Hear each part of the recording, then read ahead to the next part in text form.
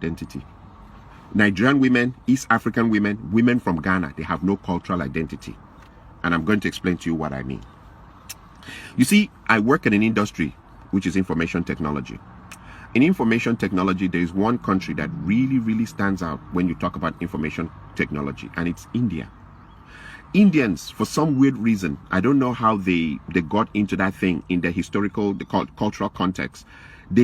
Everybody maybe went in for IT. The whole country made a powerful reference to IT, just like China made a huge push into industrialization that deals with tools. The idea of having the tools to make a car or make a shoe, heavy industrialization that they can use to serve the world.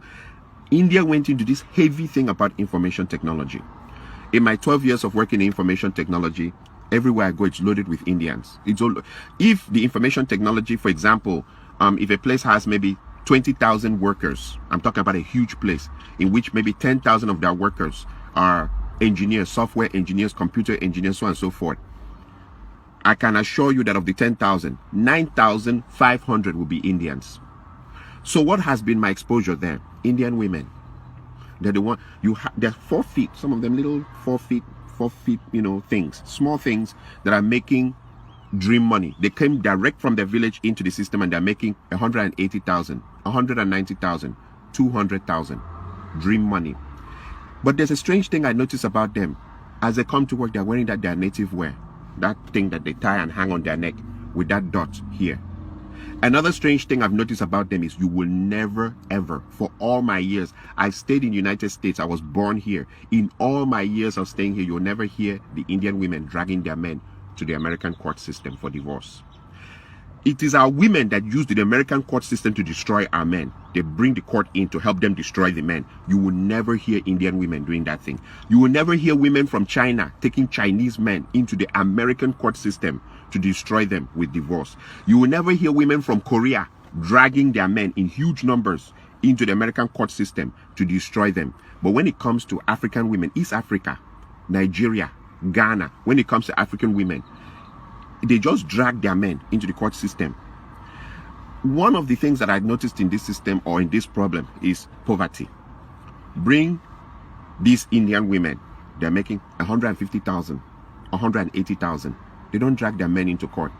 Plus, sometimes, like in most places, all the places I've ever worked in information technology, they'll have one car.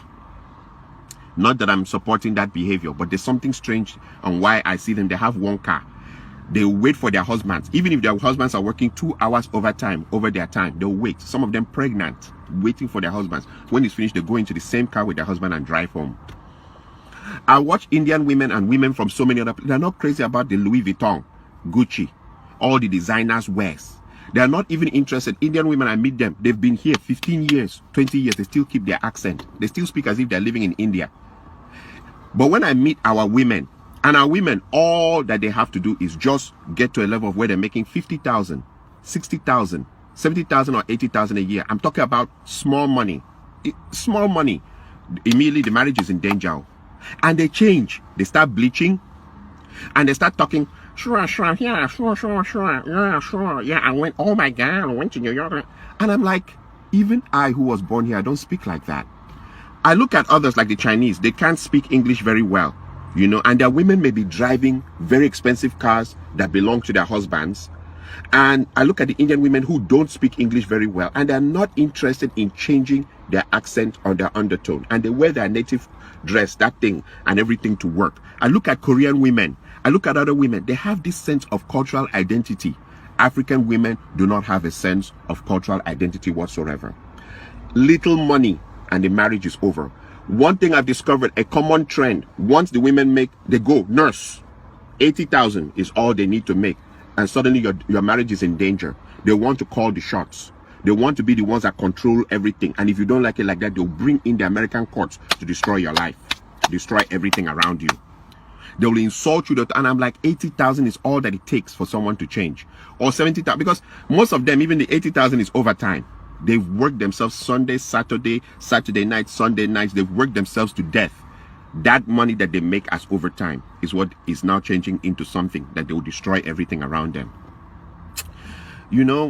the part that I see also is that a lot of, and I remember whenever I make my videos, I refer to bitch ass men. It has come to a point where we really can't define marriages in the African context anymore in the United States, because the man is changing diapers, he's washing the plates, he's sweeping the floor, he's cooking. Most men now have to cook to keep their marriages intact. He's picking the kids and dropping them. Like in what, like I've seen the experiences. I don't need to go far. I don't want to go to, you know, but the woman is shouting at them, where's the child's belt? Where's the child's socks? Where's the child's everything? And the women go around telling everybody, we are partners. There's nothing like head of the household. We are partners. Okay.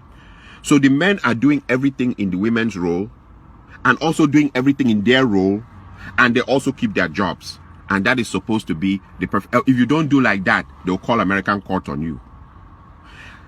This partner thing, I've seen people try it, and it leads to disaster. Like he says, okay, so since I'm the one doing the laundry and washing the plates and cooking the food, can you help me change that bulb? No, that's a man's job. Okay, can you help me change the engine oil in the car? No, that's a man's job. Okay, can you help me paint the other? No, it's a man's job. The women are quick to tell you what's a man's job, but you must do your job and do their job now, and do their job and keep your job also in the society, and come back and still, even there's no respect, you are supposed to be submissive, or the marriage ends on your head. And when you look into it, she started making $80,000, and I compare that with the Indian women who make $150,000, $160,000.